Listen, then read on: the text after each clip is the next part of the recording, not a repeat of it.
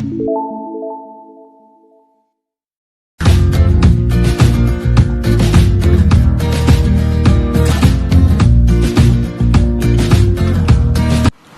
morning students, this is Joy Varghese from Uncovering Chemistry. Today in video 20 we are going to discuss about textual numericals 5.10, 5.11 and 5.12. Now if you see in your textbook the numerical number 10, what is written here you can see clearly, that is 34.05 ml of phosphorus vapor, the weight is given at this much temperature and 0.1 bar pressure is being filled. What we say, what is the molar mass of the phosphorus, that is asked, right? So we are going to solve this example 5.10 today. Okay, next now, question 5.10, clear, in which pressure is given 0.1 bar, right?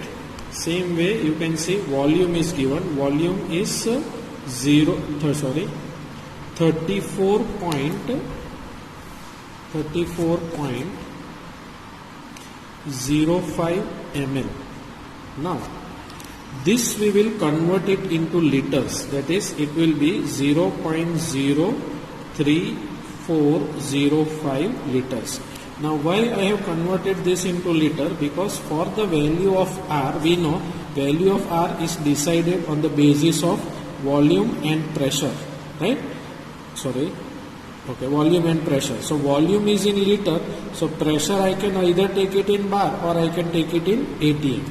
The value of R means, suppose if I take the value in this, what is a ATM or bar, whatever it is, the R value will be 0.0821 liter ATM Kelvin inverse mole inverse, right? So now when we say the next part here, R value we got, now temperature is given 546 degrees Celsius. This will convert it into Kelvin because value of R is in Kelvin. So if you see here 546 plus 273 we will do, you will get 819 Kelvin, right? Now we have the formula. When you see the formula, our formula PV is equal to nRT, right? Now we have to find the molar mass capital M of phosphorus, right? This we have to find.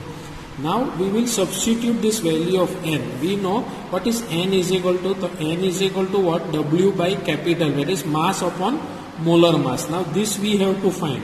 So I will substitute this instead of N.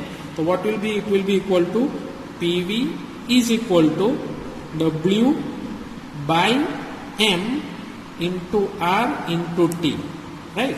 So now I want to find M. So what will be? M will be equal to W into R into T divided by P into V, what we say, right? So we will substitute the value. Weight is given, I think it was given here, W, weight of phosphorus was given, and it was 0.0625 grams, right? So this we will substitute here. So what it will be here? 0.0625 into 0.0821 into temperature is 819 whole upon pressure 0.1 bar into I think how much it is given, volume is given here 0.03405, right? So if you calculate this, obviously if you calculate this, you will get equal to 0.0, either you calculate this or what we can do, we can directly get the answer, right? If you calculate, it will be 1250 mole inverse, right? Or mole liter inverse also you can say, gram mole inverse, sorry. This will be your value what we got. Understood? So molar mass of phosphorus is this much what we say. Understood this part? Okay, so this is the way what we have calculated 10th one. This can be calculated in another way also. Directly you can put here this from this formula from here, n is equal to, means this way, this is the second alternative method, right? This way also you can calculate n is equal to what? It will be PV by RT, like this. You find the value of n, right? And then our formula is there, n is equal to W by M, right? So what will be M is equal to, M will be equal to W by M. Like this way also you can calculate, huh? Understood? So this is the alternative method, but I think this method is easy for you to understand. Okay? Now we will go through the next sum. Now the next one what we are talking about is 5.11. A student forget to add the reaction mixture to the round bottom flask at 27 degree Celsius, but instead she placed the flask on the flame. Now what is round bottom flask? You must have seen in chapter 1. If not, I will just show you what it is.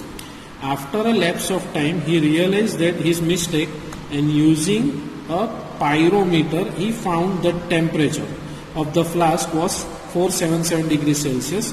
What fraction of air would have been expelled out? Expelled out means released, what we call, right? So this is little bit a tricky sum, but it is easy. We will go through this by solving this sum. Okay, next. Now in question 5.11, when we say temperature T1 before adding and after adding, what we realize the mistake is 27 degrees Celsius. So that 27 will convert it into Kelvin. Clear? So it will be equal to 300 Kelvin, that is T1. T2 is equal to 477 plus 273, right? Conversion into Kelvin, it will be 750 Kelvin. Now by Charles law, that is by Charles law. Clear? Now Charles law, when we say, we know the formula of Charles law. What is it? V1 upon T1 is equal to V2 upon T2, right? If you don't remember, volume is directly proportional to temperature at constant pressure and amount of gas. We have seen in Charles law. So based on this, we have derived this relation. Now according to Charles law, now when we say here this one, what we will see, I will just write it in a different form, so because we have the values of temperature here. So I can write V1 upon V2. Can I write it as T1 upon T2? Right? So now what will be V1 upon V2 is equal to T1. Temperature T1 was 300 and T2 was 750. Right? Now if you simplify this, you will get V1 upon V2 is equal to 2 by 5, what we say. Right? 2 by 5, what we get. Right? Now this is 2 by 5. Now I can correlate this relation. That is what? Can I write 5 by 2 V1 is equal to V2? Right? From this relation I would get this. Okay. 5 by 2 V1 is equal to what we say it as V2. Right? Now if I simplify this, when we say simplify this, what it will be? 5 by 2 or V2, this one, V2 by V1 is equal to 5 by 2. So we can say that is V2 by V1 is equal to 2.5, right? So what is V2 is equal to 2.5 V1, we can write, right? So remember this part, we will use this in the further calculation. Now the next part. Now in the previous step we saw that V2 is equal to 2.5 V1, right? So now if I want to find volume of air expelled means removed, clear? It will be what? V2 minus V1. Now V2 is 2.5 minus, that is 2.5 V1 minus V1, means I have substituted for this part what we said, right? So therefore this, I think this part, so which is equal to 2.5 V1 minus, nothing is written, so 1 V1 what we can say, so it will be 1.5 V1 what we say, the volume of air expelled, right? Now suppose if you want to find the fraction of air expelled.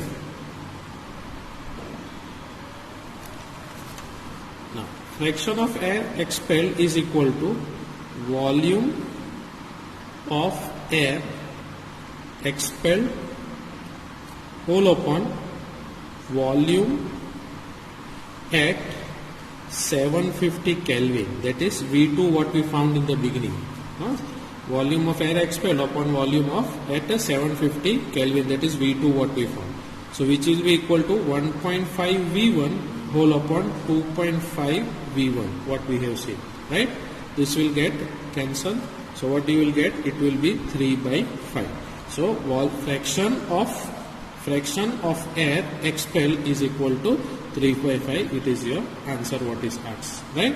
Because if you see in the question, just a minute, in the question if you see, this is the what fraction of air would be expelled out. So before that you need to find volume of air expelled and then the remaining part. Okay, so this is the numerical what we discussed. Now we'll be discussing the next one, that is 5.12 in the next video. Okay, see now 5.12, when we say here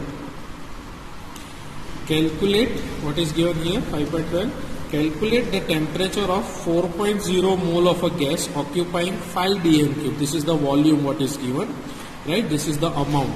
At this much is the pressure. R is given, this much you have to take for dm cube. This we already discussed in the values of R. So we will solve this numerical the next. Okay, see.